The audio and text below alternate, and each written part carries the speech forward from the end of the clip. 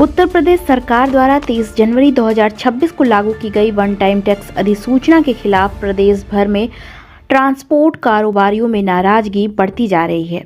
व्यापारियों का कहना है कि बिना किसी संक्रमण काल के इस नई कर व्यवस्था को पहले से पंजीकृत टैक्सी और परिवहन वाहनों पर लागू किया जाएगा, जिससे लाखों वाहन मालिक गंभीर आर्थिक संकट में आ गए हैं। बनारस टूरिज्म एसोसिएशन के अध्यक्ष ने सिगरा स्थित कार्यालय में आयोजित बैठक के बाद बताया कि एक मुश्त भारी टैक्स देना पुराने वाहनों के लिए अन्यायपूर्ण है। इससे वाहन सड़कों से हट रहे हैं और रोजगार पर भी असर पड़ रहा है। बैठक में निर्णय लिया गया कि 19 जनवरी 2026 को सुबह 10 बजे कमिश्नर, जिलाधिकारी और परिवहन अधिकारी से मिलकर ज्ञापन सौंपा जाएगा। यदि मांगों पर कार्यवाही नहीं हुई तो बनारस के सभी व्यावसायिक वाहन अनिश्चितकालीन बंद किए जाएंगे और धरना प्रदर्शन तथा चक्का जाम किया जाएगा। व्यापारियों की मांग है कि 30 जनवरी 2026 से पहले पंजीकृत सभी वाहनों के लिए पुरानी टैक्स व्यवस्था तत्काल बहाल की जाए। गुंडागर्दी नहीं चलेगी, नहीं चलेगी, नहीं चलेगी। शासन की मर्जी नहीं चलेगी, नहीं चलेगी, नहीं चलेगी। अपना पूरा परिचय बताएं। मैं आनंद सिंह, महामंत्री बनारस टूरिज्म एसोसिएशन। किस बैठक की गई? आज ये बैठक इसलिए हुई है कि जिस तरीके से लाइफ टाइम टैक्स को निर्धारित किया, पुराने गाड़ियों पे दोनों पे टैक्स लिया जा रहा है।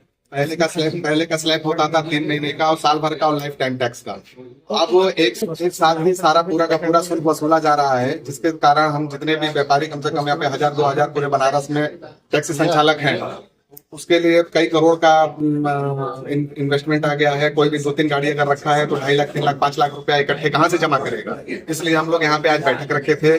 हम लोग कल परसों में कमिश्नर के यहाँ विज्ञापन भी देंगे। अगर हमारी सुनवाई नहीं की जाती है तो हम लोग एक बड़े धरना प्रदर्शन का आह्वान करेंगे और सारी चीजों को रोकेंगे और हड़ताल करेंगे। बनारस टूरिज्म में इतना बड़ा एक हब है पूरे उत्तर प्रदेश में और पूरे भारत में कि यहाँ पे सारे टैक्सी संचालक रोक दी जाएगी।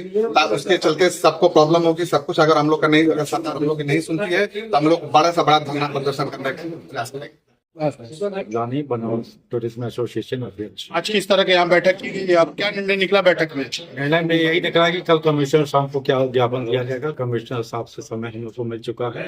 ज्ञापन के दौरान हम लोग 3 दिन का समय कमिश्नर साहब से दे रहे हैं कि हमारी समस्या का समाधान हो, अन्यथा फिर हम मजबूर होंगे कि हम अपनी गाड़ियों को संचालन के लिए रोके। विभागों में भी जो गाड़ियां लगी हुई हैं उसको भी हम सारे रोकेंगे, जिससे पूरे तरह से सभी को परेशानियों का सामना करना पड़ेगा। कुल कितने लोगों के इकट्ठा होने की संभावना है अगर आप ऐसा करते हैं? 2000 कम से कम बनारस टैक्सी एसोसिएशन के मेंबर्स हैं जिनको अपनी गाड़ियां हैं, तो अधिक से अधिक संख्या में हम लोग वहाँ पे उपस्थित होंगे। Thank you. मिश्रा, मनोज जी, आज यहाँ पर बैठक किस तरह की गई है? क्या बैठक जो सरकार द्वारा जो वन टाइम टैक्स नई गाड़ियों पे और पुरानी गाड़ियों पे लिया जा रहा है उसके विरोध में हम लोग यहाँ पे बैठक किए। क्या निर्णय निकला बैठक में? निर्णय हम लोग कल कमिश्नर साहब को ज्ञापन देंगे। हम लोग इसके पूरे विरोध में हैं और हम लोग टैक्स जमा नहीं करेंगे। अगर ये लोग नहीं मानते हैं तो हम लोग फिर हड़ताल करेंगे अनिश्चितकालीन। अब हड़ताल की बात आ गई और अगर जैसे आपने बताया कमिश्नर साहब से अगर बातें नहीं बन पाई तो कितने लोगों में हड़ताल में शामिल होने की संभावना है?